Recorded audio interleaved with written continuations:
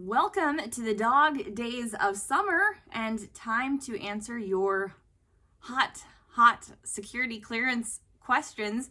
Hi, this is Lindy Kaiser with clearancejobs.com. We had an article posted on the site last month by security clearance attorney and contributor Sean Bigley about sexual behavior and the security clearance process, kind of saying, hey, it's 2022. Can the government still police sexual behavior? Got some feedback on that article about why that adjudicative guideline definitely still exists.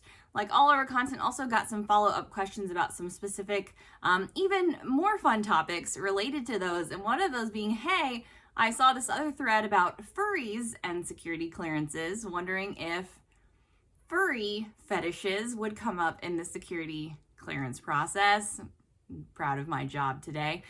So the short answer is it depends. That's like my answer to everything. It's great to work in government because you can pretty much always say that. The issue we have when I perceive when I get these questions from folks is saying, hey, you're probably presenting this because maybe you're embarrassed by it. It's not something that you make publicly available, and that is where it can become a security clearance issue. Again, whether it's related to sexual behavior or anything else, if you are trying to hide a behavior or hide a hobby or hide an interest from friends, from coworkers, from the government, it could be an issue. Now, does the government truly care? No, but I think that's a question you need to ask yourself is, hey, am I doing anything here that someone could actually blackmail me for? If somebody found something that I had posted or my attendance at a conference, I didn't even know there's a whole like bronies thing going on.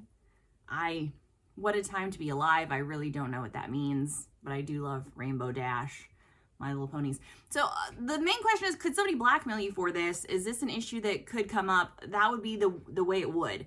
The SF-86 includes more than 135 pages about the security clearance process, about your behavior. Sexual behavior are not included in those questions. It's criminal sexual behavior that would come up most likely in the SF-86. The way it might come up is if you do apply for certain intelligence community agencies, you might get a follow-up on some of those topics. And then again, also if you have to undergo a polygraph, you might get more questions related to hobbies, outside interests, sexual behavior type things that could come up. In general, if you're into furries or bronies or whatever those things are, they are not likely to come up in the background investigation process. What you need to do anytime before you apply for a security clearance or a government position is do some soul searching around your behavior and say, hey, would there be potential for blackmail? Am I doing anything related to this hobby, whatever it is, whatever your interest, your hobby, whatever it is? Am I doing anything that could create a blackmail situation if someone else were to find out about it?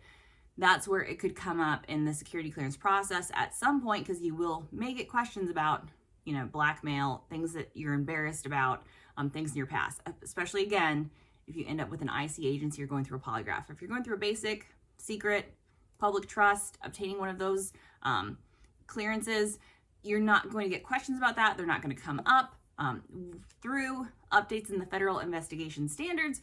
Could be some social media searching around your name. So it's worth knowing what forums you're participating in, where you're participating online. Forum activity could come up in the background investigation process. It is allowable under the security clearance policies.